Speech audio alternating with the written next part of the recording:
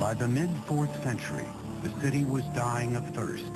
Constantine's successors would have to develop a water supply far larger than Rome's to keep the city alive.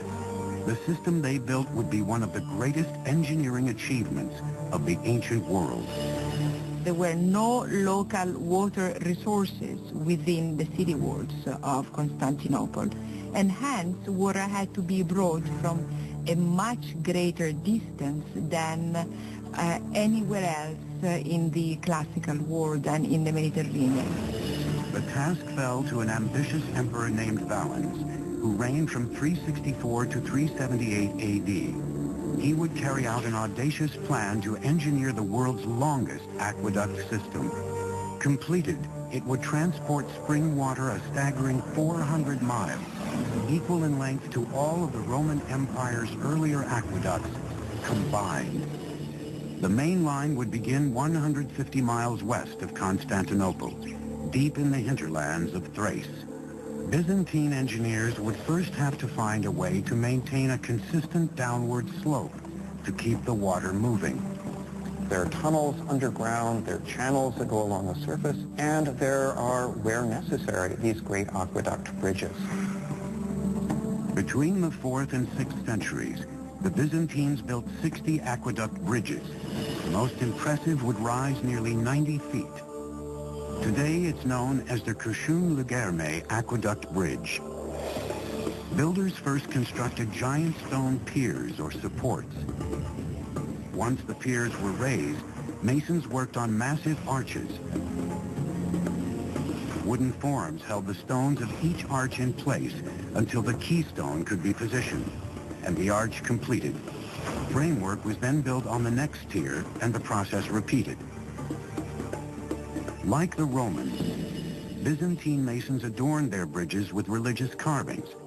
But unlike the Romans, the Byzantines chose Christian, not pagan symbols.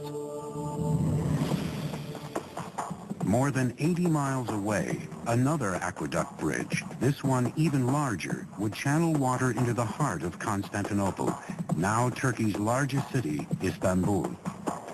I'm standing on top of the giant aqueduct bridge built for the ancient city of Constantinople under the Emperor Valens.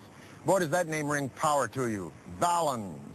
Now, the entire aqueduct span is 150 miles, but just this section between two hills in Constantinople is 11 football fields long, and boy, did it take care of the city's water problem. But it not only took care of the water problem, just as we've seen in all of the empires, if you want to make a political statement with a public work, you build it big. However, getting the water to Constantinople was only half the battle. Once in the city, the water had to be stored, but vacant land was scarce. Byzantine engineers answered the challenge by building an underground storage system more elaborate than anything else in the ancient world. Over time, they would construct more than 150 subterranean tanks. The largest would be here, the Basilica Cistern. It would take 336 columns to support its 25-foot-tall ceiling. At 153 yards long and 77 yards wide, the Basilica Cistern could hold enough water to fill 27 Olympic-sized swimming pools. Engineers built the underground storage tanks in troughs between the city's hills, an ingenious solution that not only made use of the lowland, but also provided a flat building surface on top.